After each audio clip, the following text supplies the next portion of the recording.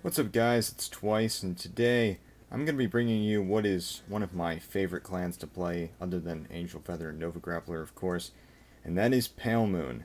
What I really love about this clan is the immense amount of strategy that you can have. I love Nova Grapplers because you're able to stand your units, multiple times, but what's cool about Pale Moons is that you're standing your units, but not based on triggers or abilities, but you're standing them because you're calling new ones from the soul all the time, and it really keeps your opponent guessing, and that's kind of what makes this deck a little bit more competitive and a little bit trickier. It's definitely come in handy to be able to switch up my strategy, not have to rely on having one certain Vanguard. As you'll see, this is a very diverse deck, and it is definitely really competitive. I really like this deck. Anyway, so to start, we have Smiling Presenter. She's probably the best Forerunner I could use in this deck. Obviously, she has a Forerunner ability. What you do is you counterblast one, you put her into the soul, and then you pick up the top 10 cards of your deck, search for one Pale Moon among them, and put it into your soul. She's a really great way to set up Crimson Beast Tamer or Nightmare Doll Alice, or any card that needs to be in the soul in order for it to be kind of useful. And she just helps me set up for later in the game, so I do really like running her. Then, of course, I run for Dynamite Jugglers. I actually do run 8 criticals in this deck because it just gives the deck a lot more offensive power. So along with those, I also run for Poison Jugglers. And Poison Juggler is one of those criticals, put it into the soul, counter, or give 3,000 power to uh, any unit. And, just having the extra criticals in this deck has given it a lot more offensive power. So I like having the 8 criticals. Now moving on to what is one of the most important cards in this deck, just because of how useful it is. That is Sky High Walker. So Sky High Walker, aside from being a stand trigger, basically what you do is you put him into the soul and you unflip one counterblasted card.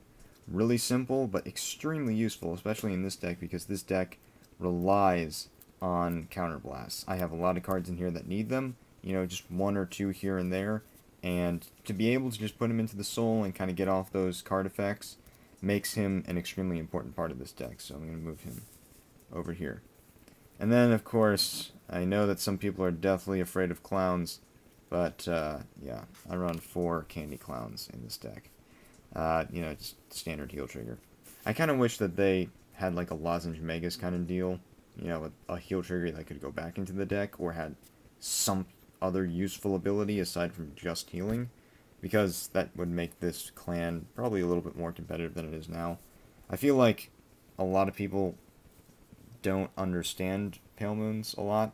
Maybe that's, I don't know, maybe that's too general, but I really like this clan. I've seen some really good builds.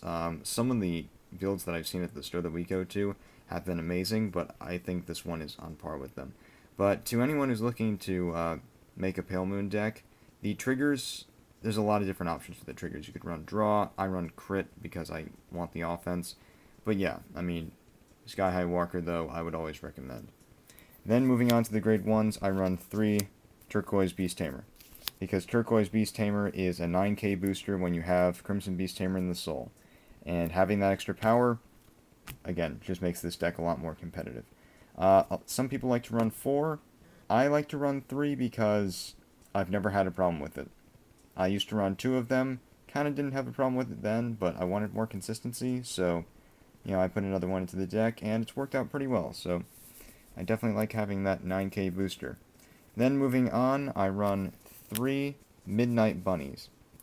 If you don't know what Midnight Bunny does, she's kind of a really good card for this deck because she's really a staple for any Pale Moon deck, because Midnight Bunny, when she boosts a card and that attack hits, you counterblast one, you put her into the soul, and you get to call out a different card from your soul to the rear guard.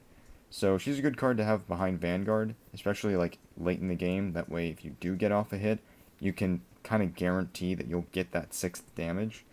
She really works anytime, but I've seen her the most useful later in the game, so I do like to run 3, and that has kept up the consistency. I really like this card.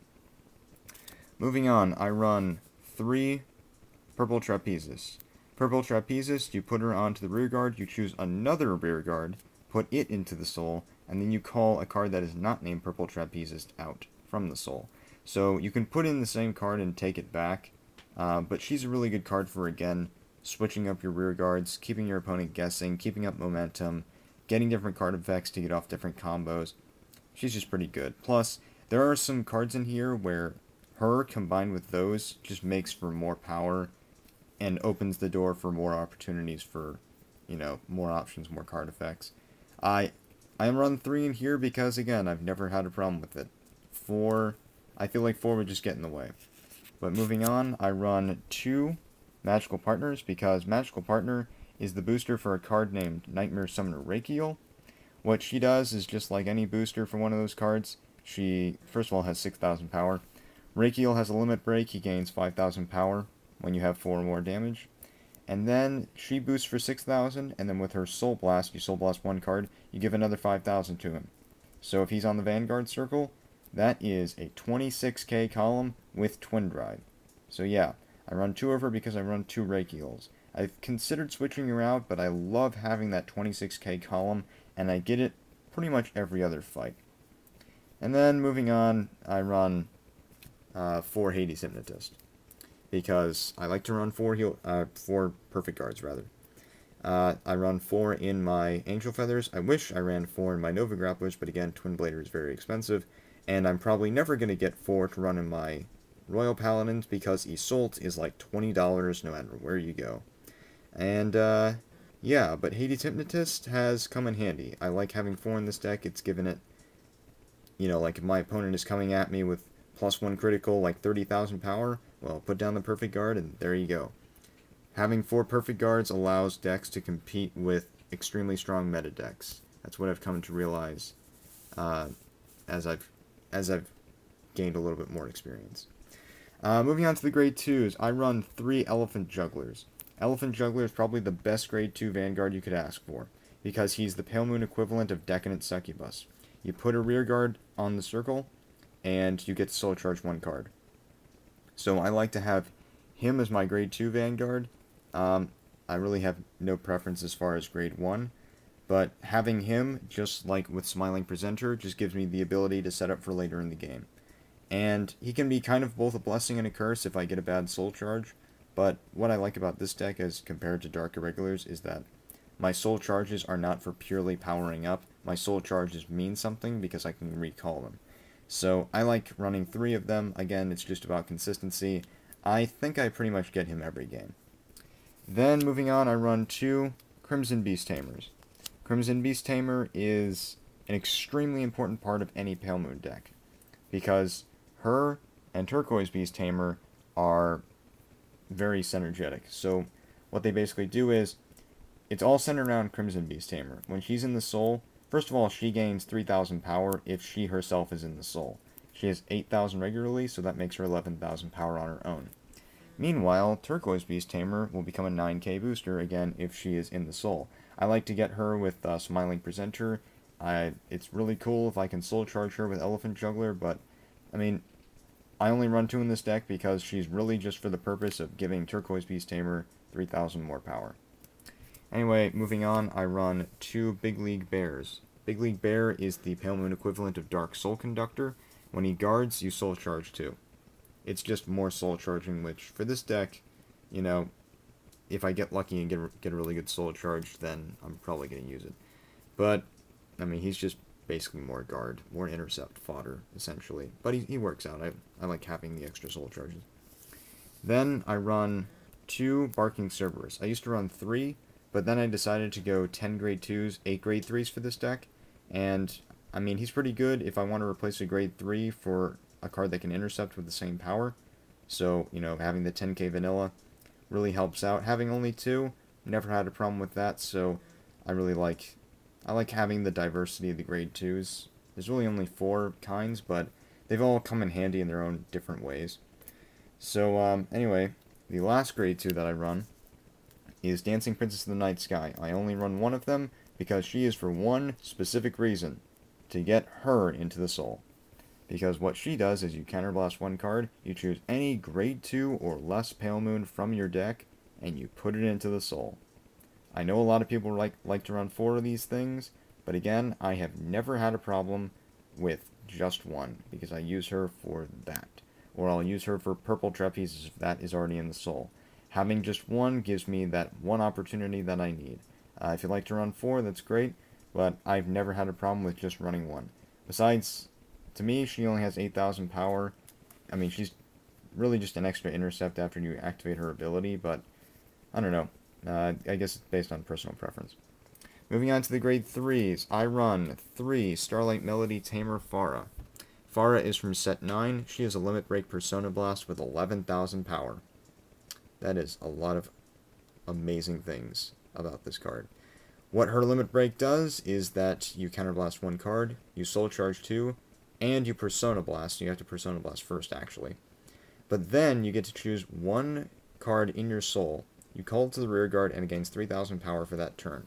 And it's an action ability. It's not when she's placed on the rear guard or anything. Which means that if you have 2 Pharahs in your hand, you get to do it twice. And that gives you 4 extra soul charges, so basically like 2 guards with Big Lead Bear. And, you get 2 units which have 3,000 more power. I like to use her in combination with Turquoise Beast Tamer so that she becomes a 12k booster. Or Nightmare Doll Alice so that Alice becomes 13,000 and can use her ability a lot easier. Moving on, I run 2 Nightmare Doll Alice. Nightmare Doll Alice is from set 3, Demonic Lord Invasion. If you don't know what she does, she's kind of like a grade 3 version of Bunny, but I guess a little bit different. When her attack hits, you counterblast 1, you put her into the soul, and you can call something else, not named Nightmare Doll Alice. So yeah, I actually like to use her in combination with Midnight Bunny, because what that column basically does is it replaces itself. So if her attack hits with Bunny's boost, first of all that's 17k, 22 with 1 trigger, and then you counterblast 2, you can use Bunny's effect to get back Alice, and Alice's effect to get back Bunny. So then you can do it again if you get off another hit and you have the counterblast. So you get to stand a column hopefully 3 times. That's the goal. But Alice is great. And plus she's a grade 3 that I want to have in the soul. She's another target for the soul for this deck. And again, pretty much every game I'll either get her or Crimson Beast Hammer in the soul with Smiling Presenter's skill. Now moving on to what I kind of consider to be the headliner of this deck. That would be Nightmare Summoner Rakiel. He's also from set 9. I've already explained he's a limit break. He attacks for 5,000 more when you have 4 damage. But when you place him onto the Vanguard, Counterblast 2, call any card from your soul to the rear guard. So he's just another way to call cards from the soul. But what I really love him for is that 26k column that he is as a Vanguard with Twin Drive. So, he's extremely useful, great power. It's really cool to ride him on top of Pharah, especially if you've already used Pharah's Limit Break, because you can just call Pharah from the soul. Those cards are actually pretty good. Riding on top of other grade 3s in this deck is a lot more beneficial than it is harmful. I might want to put a third Alice in here, I'm not quite sure, but having the 2 Rakiels and the 2 Magical Partners has done wonders. This deck is really good. And then the final card, which I pretty much consider to be the ace up my sleeve, and I just got her today actually, Silverthorn Dragon Tamer Lukie. She's from set 7, and she is by far one of the best Pale Moons in the game. She's a limit break as well. Counterblast 3, call a grade 0, a grade 1, a grade 2, and a grade 3 from the soul, put them onto rear guard, and for every card that is called out of the soul for that turn, not just by her own effect, she gains 3,000 power. So if you can get off her limit break, she immediately gets 12,000 more power and becomes 22,000 on her own. So yeah, Lukie is really good. And then if you can combine that with like the Alice and Bunny combo, well then that's, that's another 6,000 power. So she becomes beastly. She becomes pretty much unstoppable, unless of course they perfect guard, which is always annoying. But yeah, Lukie is, like I said, she's the ace up my sleeve. She's the card that at the end of the game, if I want to clean up and if I have the counterblast to do it, which thanks to Sky High Walker, I pretty much usually do, she comes in, she cleans up, and there you go. I win the game because she has immense power and amazing replacement ability. So yeah, that is my Pale Moon deck. 8 grade 3s, 10 grade 2s, 15 grade 1s, and 17 grade 0s. It's worked out extremely well. I consider this to be one of my most strategic decks, and one of the most fun to use. Because, I mean, just the strategy that goes into it, there's a lot of calling power, and, I mean, I really like this deck. I really like this clan. So yeah, hope you guys like this. Remember to like, comment, and subscribe for more deck builds and strategies and whatnot. Uh, Team Zenith, we're thinking about, putting up some social networking. Getting Facebook pages, Twitters, and whatnot. It's really all dependent on how well we do in our next few tournaments. Um, I really want to do their deck builds before anything else. But yeah, hope you guys really liked this clan. I love this clan. And yeah, I'll see you guys next time. So this is Twice. Remember to have a great day and keep card fighting. And I'll see you next time. Goodbye.